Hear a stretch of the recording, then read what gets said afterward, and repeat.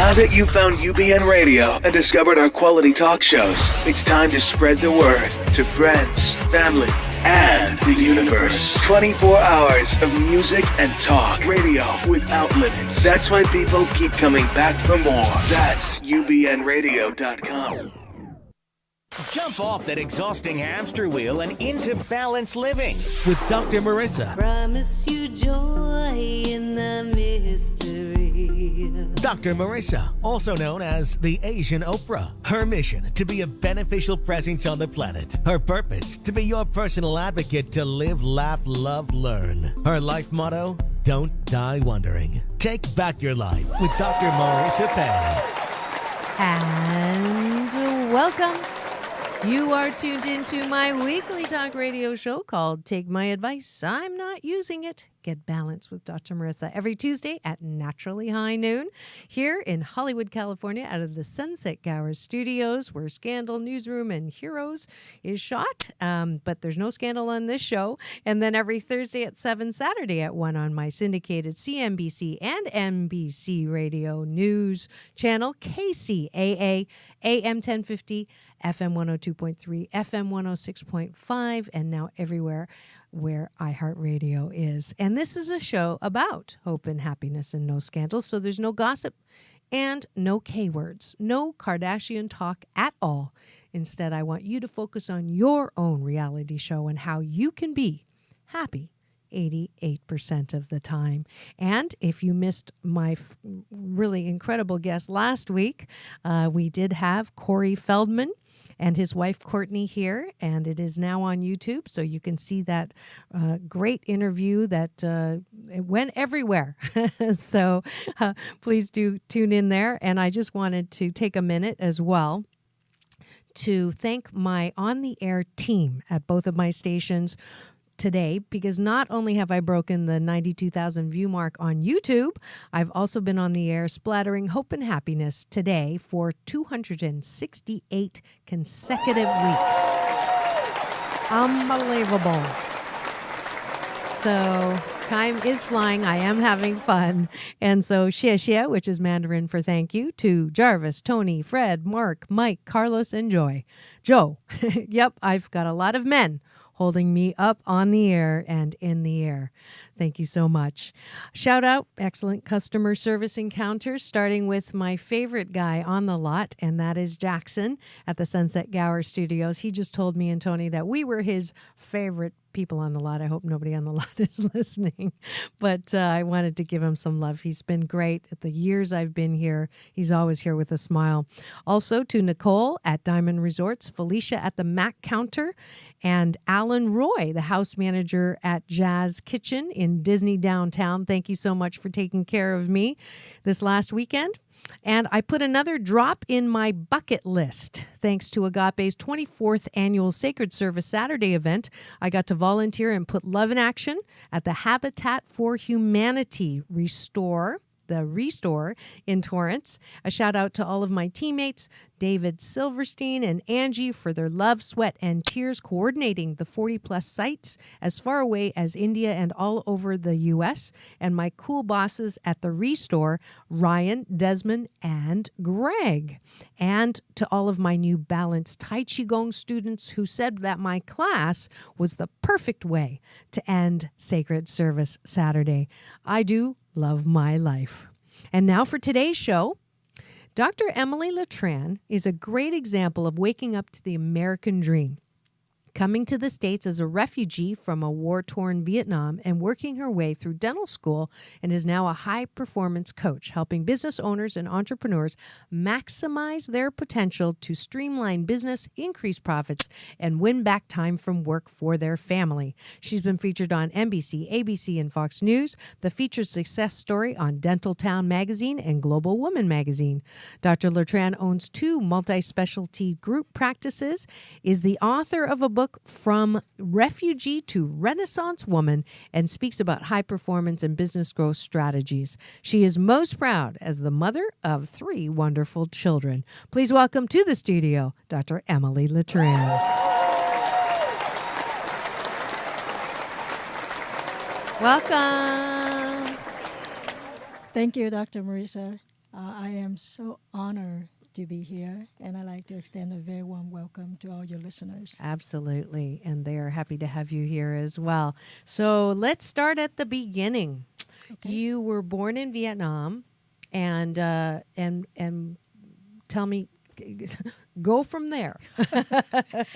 Yes, I was born in Vietnam in the late 60s, right, during the Vietnam War. So, I grew up with a warm family, my mom, dad, 3 other siblings. And when I was 8, my mother passed away due to cancer. I'm sorry. And, yeah.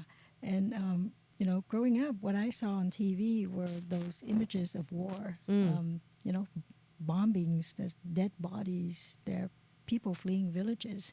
So that's what I remember about the war. Okay. I wasn't exactly in the war. I was in Saigon. Okay. So I was pretty sheltered until, of course, the last day when Saigon fell. Yeah. And when the communists came over, those beginning some dark days. Yeah. How old were you? When they took over, I was 8 years. 8 years old? Yeah, 8 years old. So that was the same year your mom died? I think my mom died a little bit after that. A little bit after that. Yes. Okay. And so you were, how many siblings do you have? I have 2 brothers and 1 sister. Okay. And you're the oldest? I'm the second. Second? Okay, so second, you're but the consultant. oldest sister. Oldest sister. Yes. Okay. So you saw it? I mean, you heard it on the radio, or how did you know about the whole Saigon falling? Oh, I lived through that day. I remember. Where were you? I was at home. Okay. There were, the sky was red with, I guess, all the artilleries and everything. And the next day, when you go out to the street, you could see uniforms of the soldiers that Died. they took off their uniforms because the communists were taking over. And that's what I remember very vividly. Right. And They were forced to take them off, or they were afraid? I think they were afraid. Okay. Yes. So they took the uniforms Yes, off and just ran. Yes. Okay. Yes. They didn't want to be part of Target. Right. Yeah. Right. Yeah. Yeah. I remember my brother coming home with some bullet casings, and my dad said, "No, throw them away." Right. Right. These are things that you don't realize because you're small, and not until later when I grow up, when I'm in this country, that I'm studying about the war, and that I would understand it more. Right. Right. Yes. So what did your father say at that point? Well, both of my parents were philosophy teachers, so he was pretty content. Okay. he No was- panic? Right. No panic? He actually was panicking, but he figured he's a teacher. How He bad should could be it okay, be? right? But little did he know that life really changed because he couldn't even teach philosophy anymore. There's only Marxism and Leninism in a communist country. Right. So he became a history teacher. And so he taught history. We moved in and lived with my aunts. There were 2 of his younger sisters who both have children. So we always were living in an extended family. Okay. Okay. No choice there. No choice Did there. they took your home? No, we kept our home. Okay. Yes. So But you went for safety's sake, or to live with your aunt? no, we were all living there together. Okay. In the same in the home. Okay. Yes. Okay. All right. Yeah. My mother's cousin was a doctor, and when the communists came to China, to their town, because he was a doctor and there was disdain, he was made to clean the public bathrooms and wear a dunce hat and be paraded through the streets, and he committed suicide because he couldn't take the humiliation. So I'm sorry to hear that. Yeah. The thing is that we really don't think about this stuff and how traumatic. And so what was interesting is knowing that you actually went through that. Right. And had, it wasn't like, oh, we want to come to America because, it's a nice place to be. It's from a war-torn place that you came from. So Yes. it kind of gives a little bit a wider perspective than saying that it's too bad that no sun is out today, right? Right. And then when you live in a communist country, because your shelter, a lot of things are censored. You can't really see the outside world. You don't know. When I came here, I remember when I was in 10th grade reading the book 1984. It was actually the year 1984. Wow. And I actually could totally understood everything that was described there, because it was that, Orwell's vision of a communist society, which Right. is Big Brother and everything, and that's exactly what we had. What you had there. So Yes. how long did you stay there after the regime came? Well, I left in 1981, so they came in 1975, so about 6 years. Okay, so how old were you then? When I left, I was 13 years old. 13. So 8 to 13 you were in that space. Yes. And if you're tuned in and you're wondering who I am privileged to speak to today, her name is Dr. Emily Letran, and she is talking first count of her experience growing up in Vietnam, being taken over by the communists, and then leaving for America. So, so whose idea was it to come, and how did that happen? Well, in 1981, Vietnam was going to go to war with China in the north and Cambodia in the west. Right. And so a lot of the young men were leaving because they're going to be drafted to go to serve in the war. Okay. So my aunt decided to leave the country. She was a pharmacist. There were some political things going on at work. And so when she decided to leave, she took a total of 6 kids with her. Wow. Her 2 children, me and my older brother, and 2 other cousins. All the guys, it's because they're going to be drafted. Right. And I'm a girl. I wasn't going to be drafted. Right. But my dad told me, you're the oldest one in the family. You need to go help your aunt. And so that's That why must have I been went. hard, picking which kids and who got left and who went. Right, because it costs money. Yeah. You have to pay your way to try to escape. So we didn't have enough money for the whole family to go. Yeah. So it was my oldest brother. He was 14. And then my other 2 older cousins, they're 15 and 16. Wow. And then me, I was 13. Mm-hmm. And then the other 2 cousins are even younger. Right. And so we left in the middle of the night, crawling into a boat. About 60 people crammed together like sardines in a 50-foot boat, and basically escaping from the country. Wow. Do you dreams or nightmares, or do you remember this stuff? Was it trauma? I actually remember it very well. Luckily I don't have any nightmare. Okay, good. And I actually describe that in my book fairly well. Right. Right. I think I was lucky because when I left, I was young enough not to worry. Right. So it was, okay, we have to leave Dad. We'll see him again.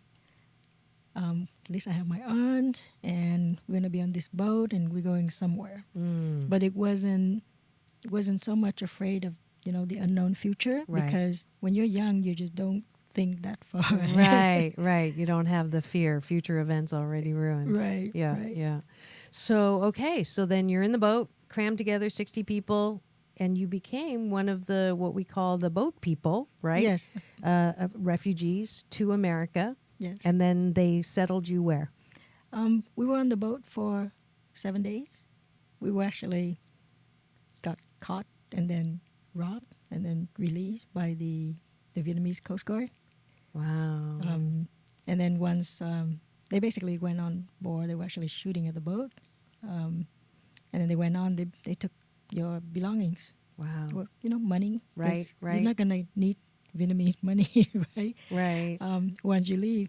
And then we were on the ocean for another 5 days, and we got to Malaysia. We were, they took us to a refugee camp. It was called Pulau Bidong. And we just live in makeshift shelter, limited food, water, electricity. My 2 main activities were studying English and just swimming. There was nothing else. It's an island. You're surrounded by water. Yeah, yeah. Wow. And you're still pretty optimistic at this point? Yes. The only thing I remember, because we were just enjoying our life with whatever little we have. Right. Well, you're 8. Mm-hmm. Yes. And it just going to the ocean and looking that way and knowing the families over there. Wow. And then, are you having some memories right now? And then we were there for about 3.5 months. Yeah. And basically, when you're in the refugee camp, you're going to be interviewed from different countries, and you may be taken in by any countries. That's why now you see the Vietnamese, there are people in Australia, there are people in Let's France. take a breath for a second. I see some emotion, and I just wanna honor that emotion. I think it's beautiful. What's Thank coming you. up? What's coming up? Just like reliving the tears of the disinfected that keep our hearts soft. And I am just really, really incredibly impressed with what you've had to go through and what you did. And it's amazing, the resilience of you. And I know that your son's here, and I know that he's so appreciative of what you went through to give him a better life. Yes. Yeah. That's beautiful. That's beautiful. Thank you. It's wonderful that you're here, and it's we take for granted. Honestly, we take so much for granted, and we're getting a firsthand experience of someone who went through a lot to get here. So beautiful. Yeah. So then we are in. So we're at the camps, swimming, and getting to and learn English. And your English is fabulous, by the way. That's really impressive. Thank you. And then so then you got interviewed. Yeah, we got interviewed and we got accepted to go to the United States. That's great. So all kinds of countries were interviewing to see who was taking. Yes, there were Okay. different countries. There, the United Nations, UNHCR, were basically running the camp. Okay. And so there are different countries that come in. You get interviewed, and if you get accepted, then that's the country you go to. Okay. Were you hoping for the States, or at that point you're probably too young? Was your aunt hoping, or? Yes, my aunt was hoping for that because we have a cousin who had left in 1975. He served Okay. in the military. Oh. So he left. In the States? Yes, he left before Okay. the war ended. Okay. So you wanted to be reunited there. Yes, Yeah. so that's the one person that we knew. Right. In the US. Right. Yeah. Great. So then you land in the U.S. Yes. West Coast. Actually, we were first settled in Louisiana, Oh. in New Orleans, Louisiana, Wow. because that's where my cousin lived. Okay. So we were there for 6 months, Okay. and then we moved to California. Got it. Yeah. So you got a little bit of beignet before you came over. Yes, I did. Beautiful. And then because the show isn't like too long and I want to get to your business, so you got here, fast forward for me. You went to school. You did very well. Yes? Yes. Fast forward, there were many nights of translating English to Vietnamese to understand the language. Yeah. Sometimes I used to go to school and I didn't really understand what were being said. Oh, You just kind of sit there and you look around. Right. You just wait until you get home so you can look up all the words. wow. Then a lot of studying, a lot of training, a lot of determination, because I know it can only get better. You didn't understand Yeah. anything. Yeah. At Did some point you will. Yeah. Did you ever feel sorry for yourself? Like, why do I have to? Or were you, what kept you? What No. were the thoughts? The thought is, I got to live up to what my dad wanted. Yeah. You wanted to make him proud. Yeah. Yeah. Is he still alive? No, he passed away. He passed. I'm sorry. I actually never saw him again.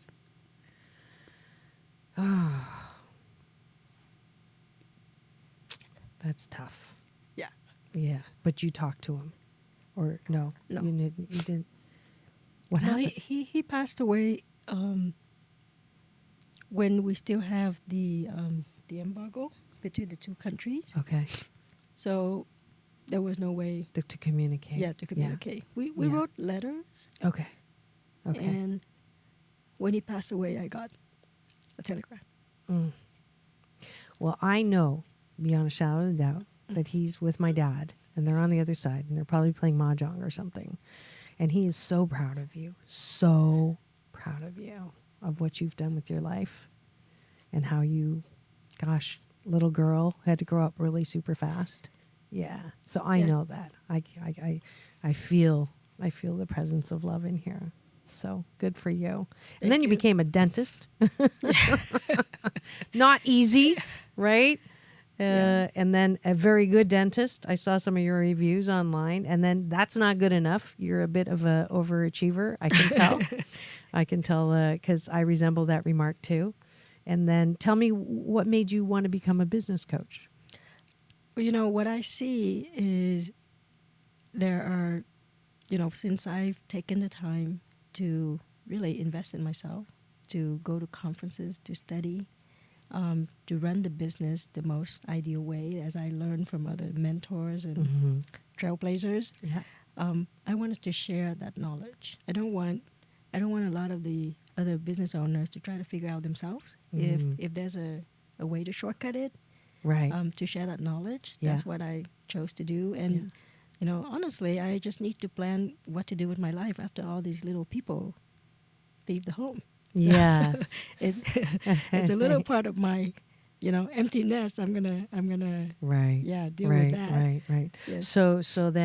So you get here, you go to school, you get your dental degree, you got married. Yes. Yes, still married? Yes. Okay, and you met him where? He's actually a friend of my older brother. So okay. He graduated before my dental school at UCLA. Okay, so you met him. Is he Vietnamese as well? Yes. Okay, all right. And then you have not one, not two, but 3 children. Yes. And ages? Jennifer just turned 21. Alan's going to be 17, and Austin just turned 15 a couple weeks ago. That's great. And Austin's here taping. Peace in, peace out in the studio. That's wonderful that he got to come. I think school's out, right? Yes, school's out. Yeah, great. So what would you say, what, besides your dad and wanting to honor, what would you say are the qualities that this situation and what you went through? Because I'm a huge believer that no matter what happens in life, it's good, bad, great, sad. They help us develop quality skills and abilities that make us who we are. So this whole journey of yours, what would you say developed in you as a result of that? Well, I think that it has made me a person who always appreciate and have gratitude for everything you have. Absolutely. Because I do believe in myself sort of creating my own opportunities sometime, showing up where I can be of service. Yeah. But, having the gratitude and the appreciation is what really take me far. Because you remember the people who help you. You remember the relationships that were made. You remember paying back in a way, right? And then pay forward, keeping your life like that. And then the other thing that I learned is I am responsible for my own joy. Wow. That I need to bring joy to my life. I'm the one bringing joy to the party. I'm the one bringing joy to work. Bringing joy to the studio. Yes, you are. And tears. No, tears are the disinfectant that keep our hearts soft. And it's always a compliment to me. I know my friends think I'm crazy, but I love it when people cry because then I know that I'm seeing their heart and that I am connecting with their heart. So, so that's a good thing. And so I think that those are the things, gratitude, appreciation, and bringing joy. That has been brought forth because of what you went through exactly as it was. And so I think if I were to take a life lesson out of this, whatever happens to us, if we can get to a place of what is that bringing forth in us that is beautiful and that makes us feel good, that is then we've mastered whatever it was. Yes? Yes. Yeah, absolutely. Good, good. So, all right. So now you want to give back. You want to help people so they don't have to start at the beginning. Did this come out of, I've always been curious, in dental school, in medical school, in all of the, even, my PhD, we don't talk about how in school we learn the content, but not necessarily the process of how to make what you know into a business. Right? Absolutely. So I'm guessing that in dental school, that's kind of the same way, right? There's not really a, this is what you do for the teeth. Now, what is it that you do for your business?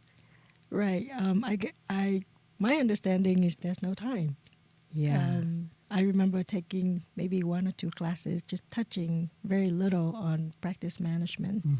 And I've been very blessed because when I came out, I was working for different offices, so I kind of pick up different things. Yeah. And then I started reading some journals. I read some books, and then I read the references in the books, and then I go and read some more books. And then that led me to going to seminars and learning from VHS tapes. But I pick up those ideas fairly quickly.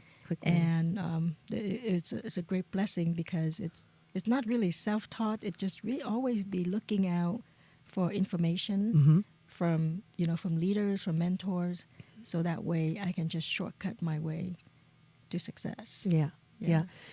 Continuous learning, or the desire for continuous learning, I think is one of the keys to success. And if we think that we've stopped learning once we finish our formal education, no matter how far you go, then you're losing out, right? Because it's a continuous. So it looks like you grabbed that by the cojones and you went with that. And I tell all my grad students, I tell them, go to conferences, go meet people. I still have people that I met when I was a grad student who, have supported and followed my path. So that's what you did. Yes, that's what I did. And in fact, you found me because I am into continuous learning. Those of you who already know, I'm going to be new faculty at the CEO Space International, which is pretty much the university for entrepreneurs, right? And you're part of that. You graduated from there, and that's how we met, right? So you would say continuous learning is something that everybody who wants to be successful is to continue to learn from other people. Yes, so I look at that as an investment. It's an investment in myself. When I have my seminars, I talk about investment, and people think I'm going to be talking about stocks and real estate. Right. But I talk about investing in yourself. Going to conferences, have a coach, have a mentor, investing in your business. Right. You don't need a big house. You want a great business. Right. Because that's what's generating the income, allowing you to have your big house. But you don't need to start with a big house first. Right. And investing in your team, the people who support you, or just either your employees or even your team of experts. It could be your CPA, your attorney, whoever work with you to help you run that business. And that's how I look at that, because I certainly did not accomplish everything by myself. Right. There's a lot of other people teaching me and helping me along the way. Yeah.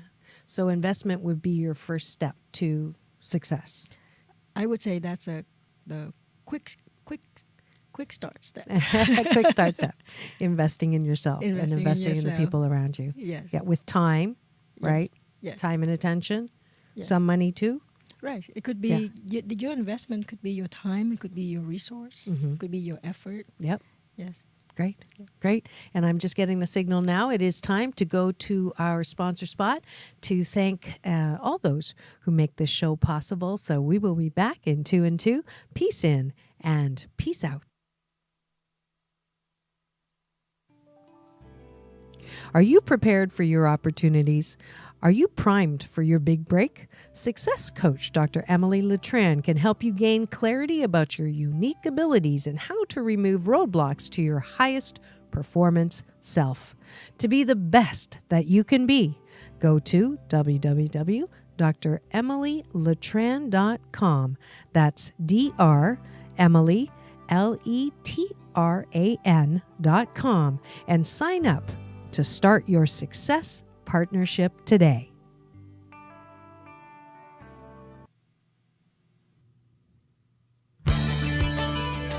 Want delicious Vietnamese, Asian, fusion cuisine that is so good for your health you won't believe your taste buds? Olac is a 100% plant-based vegan restaurant founded by Mai on living foods and a love for animals that won't make you sacrifice taste for health. 2 locations to delight you, downtown LA and Fountain Valley. So go to www.olac.com, AULAC, to book your reservation today. Saving the planet has never tasted so good. And we are back. You are tuned into my weekly talk radio show called Take My Advice, I'm Not Using It.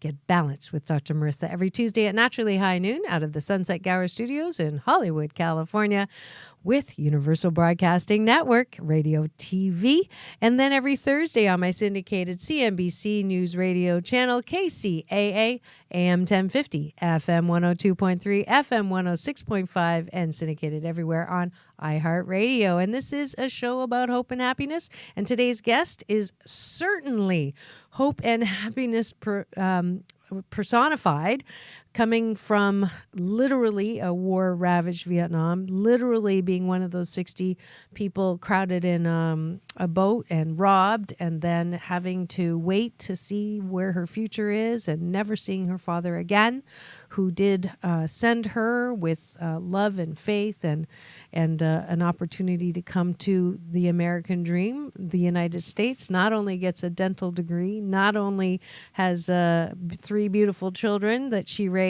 but now is a performance coach, helping you help yourself with all the things that she's learned on her own firsthand. And so we've been going through some of the examples and also the tips on how to be more successful. And you can also invest in Dr. Emily because she has events that are coming up where you can learn about these things. You don't have to learn them on your own. And tell me where you're doing your events. Well, my event is coming up, and I'm really excited about it. Yep. This is the 3rd time I'm having this event, and I have myself as one of the presenter and a couple of other very well-known thought leaders. Bernie Dorman is one of them. Forbes Riley is another one. Great. Bill Sturley. And it's a 2-day event. The first day we will talk about high performance, all the pillars of high performance that include clarity, energy, productivity, courage, and influence. And then on the second day, it's all about business marketing. We actually are going to have a panel with some Google experts talking about marketing, and we'll talk about trust, which is basically how you sell, right, or how you present. Yep. And, I'm going to be talking about appreciation, all the great things that I do to run my practice for the past 24 years, all the nice things I do for my clients, and which I'm applying it to my coaching business, and I'm sharing all those tips to other people. It's going to be in Costa Mesa, the Crown Plaza, Costa Mesa. Okay. When? July 15, 16. Okay. From 9 to 6 each day, and people can go to the same website, Okay. dremilyletran.com. You're going to see a flyer on there. If you click on that, it will take you to that page. Beautiful. It explains everything. Beautiful. Yeah, I'll have to stop by because I have Bernie's award that I picked up for him in India. Oh, okay. We both got he didn't get Iconic Woman of the Year. I got that You award. got that one, okay. But I picked up his, so I'll have to drop his off. Yes, but he'll be there on Saturday. On Saturday. Okay, I'll have to remember that. And if I'm not speaking somewhere, I'll try to stop by and say hello as well. That would be great. Yeah. Because I actually know Forbes as well. We have a manager in common, Ali Meng. Okay. So small world. I had very, very no small idea. world. Yeah. Yes. So let's go back to some of your wisdom and your tips. So you talked about influence. So appreciation is the one you started. Investment, right? Yes. What do you mean by influence? How do people? Isn't that manipulation? Well, for me, having influence is being a role model. Okay. So, I would start there. I would invite you to ask yourself, what would you want to see in a role model? Who's a role model to you? And then you can write down those characteristics and you start living those characteristics. You start living like your role model. Okay. And when you do that, you just level up your game, your performance, your life, and you become an influence to other people around you. When I'm talking about influence in a workplace, like let's say to my team, being influential, meaning I'm guiding Yeah. them, I'm teaching them, I hold them accountable, I hold myself accountable. Being influential in the community means giving back, Okay. because when you give back, you have that kind of name. When you talk, people listen. Okay. So it sounds like an emotional bank account, making the deposits in the emotional bank account that, who does that? Is it Peter Senge? No. You know, it's social capital. That's what it is. Yes. Yes. Yes. And that's how I encourage people. Covey. And show, Stephen yeah, Covey. and show people how to have that kind of influence. Right. It's not about I'm the boss, I have the position, Okay. I make more money than you. Not that kind of. Do you want to influence. work here? Yeah. If you want to Right. work here, do what I say. Right. Right. Okay. So it's informal influence, really. It's like Right. right. Something to aspire to.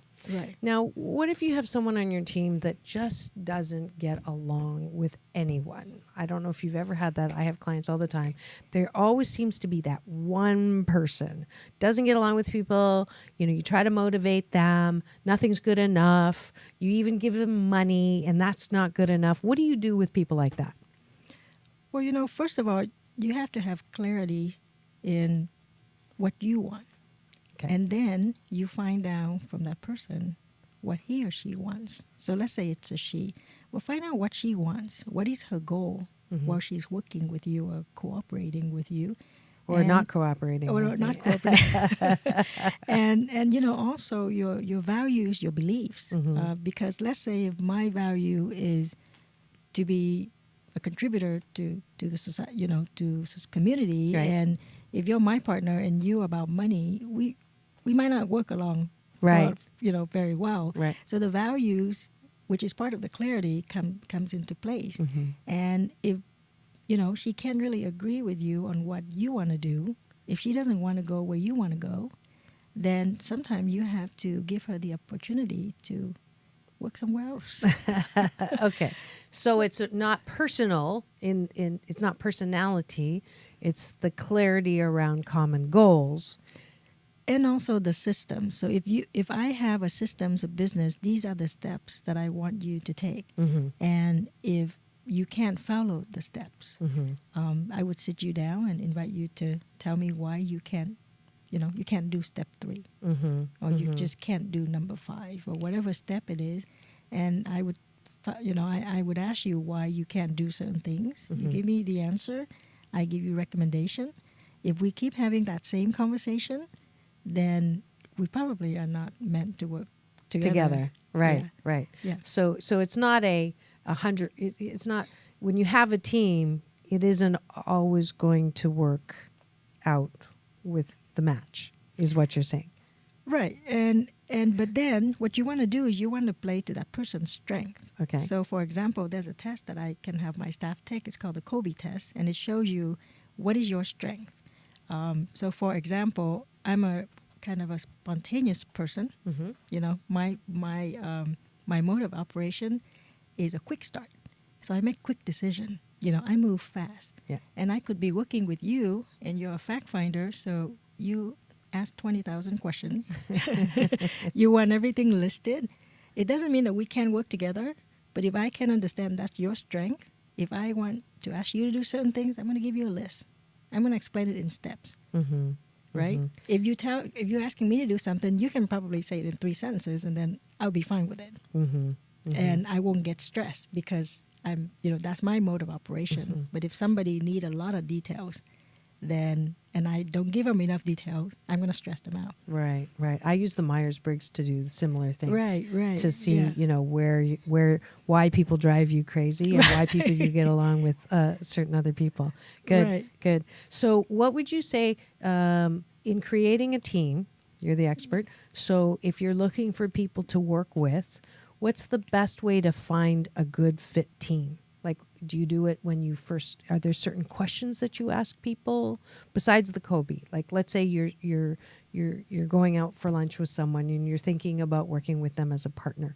What are some things that you have found that are non-negotiable? This almost sounds like a romantic partnership. Could be. What have you seen works together and doesn't work together? I really think that it comes down to the clarity, the value system. Because if people don't want the same thing as you, they could work with you for many years and then they don't want to work anymore. Okay. I actually have firsthand experience with that. I have an office manager that I keep stepping up, and Right. she would step up with me. Right? Let's go to this conference, and we're going to go back and we're going to do this, and then next conference. Right. And at some point, she got burnt out. She said, "Okay, I don't want to go up anymore. Yeah. I'm happy here. I'm happy here." Yeah. And so when you have somebody like that, it's a little hard to try to move up. You're dragging. Yeah, there's a saying that the same people who work with you when you're at $500,000 are not going to be the same one when you're at $1 million, right? Sometimes you have to bring in somebody else with a different set of eyes and a different goal. And it's great because that particular manager was with me for 14 years. So she was with me when she knew me when I was an associate doctor. Right? And we went all the way into having 3 offices. But at that particular point, she wasn't interested in going up anymore. Right. And so I think for the long run, it's what do they really want? Okay. Right. So that first discussion to compare vision, goal, values Yes. is the most important. Yes. And then if things change, it doesn't mean anybody's bad or wrong. It's just that chapter is done. You had 15 good years with her. Right. I'm guessing that you still, have a good relationship with her, and Right. it's just a different match. Yes. And sometimes people move on to something else and they're perfectly happy with that. Yeah. And sometimes the outsiders look in and they don't understand why. Yeah. And then the rest of it, once you find out that this might be a compatible person in the sense of values and goals, the systems, the training, everybody can do it if they put their mind to it, Right. unless you have a really weird or difficult system. Yeah. But those parts, you can always figure it out and put people into particular position to complement each other. Right. And so that way you would have a team that run together. Great. So if you're listening and you're thinking of starting your own business, or you've started your own business and you're in a bit of a plateau, or you've hit some barriers, then you'll definitely want to go to the 2-day workshop that Dr. Emily Letran is going to be providing in Costa Mesa, July the 15th and 16th at the Costa Mesa Crown Plaza. And go to our website, www.dremilyletran.com. And are you, by any chance, giving away a free ticket? Or I'm putting you on the spot with the Asian Oprah giveaway here. What would you like to give? Of course, I actually brought a copy of my book Perfect. to give to from refugee to Renaissance woman. Beautiful. And you saw her heart in this interview, so if you want to get all the details from that would be good. Yes, and I'm giving away a free ebook if they want to go to exceptionalleverage.com /ebook. Okay. They can get an ebook that will share my personal story and also the business strategies that I've been using for the past 24 years. Beautiful. So And that's no limit there. No limit there. All right. And if they want ticket to go to my event, they can just email me directly. Okay. So I know that they listened to your show and they heard about it. Is CoachEmilyLetran@gmail.com. CoachEmilyLetran@gmail.com. And the first person to go to the number 4 balance.org and put in Emily or Vietnam or anything like that, you'll get the book, and I'll have you autograph it and get it to them. Oh, Yes? Yes, thank you. All right. Absolutely. So, what is your biggest wish? What's your biggest wish? Your desire, your heart's desire right now? Right now? Yeah. What's your heart's desire? right now, what I want is for a lot of people to know my story as a message that you are unique in your own way, that you can do anything you want. If you be committed, you take the right way, meaning you invest in yourself. You actually put in the effort to learn, so you don't just give up halfway. Yeah. And you didn't really, look into all the resources. Because I like to hear people say, "Hey, I'm successful," and I heard that from Emily. Beautiful. Not an inspiration, but it's really to You can motivate, do it. move people Yeah. to actually If take I can do action. it, you can do it. But you Yes. have to work for it. You have do the to work action. for it. Yeah, Yes. willingness without action is a fantasy. That's one of my favorite sayings. Dr. Emily Letran, thank you so much for coming to the studio. I'm giving you the Dr. Marissa's Beneficial Presence on the Planet Award because of everything that you have gone through. And what was your father's name? His name is Lim. Lim. And I know that Lim is just smiling and loving and very proud of what you have done with your life and holding his, who he is for all the world to see. So thank you very much. 谢谢. Thank you. All right. And we are at the end of the show, in fact. Welcome to the Balance Bar, where I invite you to join me in balancing more your life. And it's day 20 on the 21-day fast from complaining with Dr. Marissa. Today's balance tip is from my favorite relationship teacher, Don Miguel Ruiz, who says, if you want a dog, don't buy a cat. Lots of the complaining we do is because we have expectations of people that cannot or will not or are unable to do what we want them to do. So if you know that going in, you have no room to complain. If you want a dog, buy a dog, because cats don't bark. And that's today's balance tip. On the fast, we are almost finished with round 72. Round 73 starts July 1st. So please do sign up officially on my website, drmarissa.tv, so that if you do 21 days in a row consecutively without complaining, then you will get a pack of my motivational cards, 52 card pick-me-up, stacking the deck for life balance with Dr. Marissa. So please do let me know tomorrow if you've been able to do that 21. And please get the app that I had made by teenagers just for you so that you could have a daily way to track your complaints, and you get a lot of applause, the same sounding applause that I have on the show when you are able to stop the complaint before it gets out of your mouth. I also have Don Miguel, have had Don Miguel on as a guest a couple of times on the show, so you can look for it on my iTunes and YouTube. Let's see, what else do I have here? On the Beach, Balance on the Beach mini workshop coming up July 15th in Venice Beach. Please go to my website to register. And I'm finally succumbing to all of the requests to have a weekly Chinese yoga class with my Balanced Tai Chi Gong. That will be at Rosie's Dog Beach starting July 8th, every Saturday morning at 8. I think it's either 8:15 or 8:30. So join me there. Like more information, please do contact me, drmarissa.tv. August 1st to 5th, I'll be in Florida with CEO Space International. If you'd like to sign up there, welcome.ceospaceinternational.com/Dr. Marissa. Next week, it is that time of the month. Yep, sexual healing with Dr. Marissa, because I am determined to make pleasure a G-rated topic. And I have more CEO Space International guests.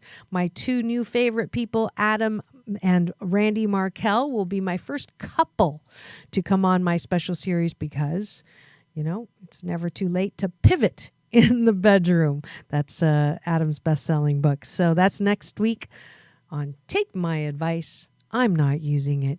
Get Balance with Dr. Marissa Pei. That's P for positive, EI. And remember, it's all about balance.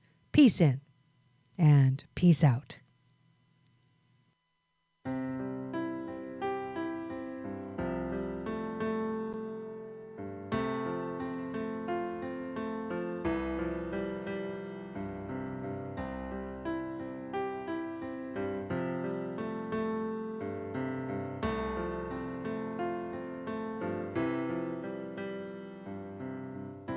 learned to cry at an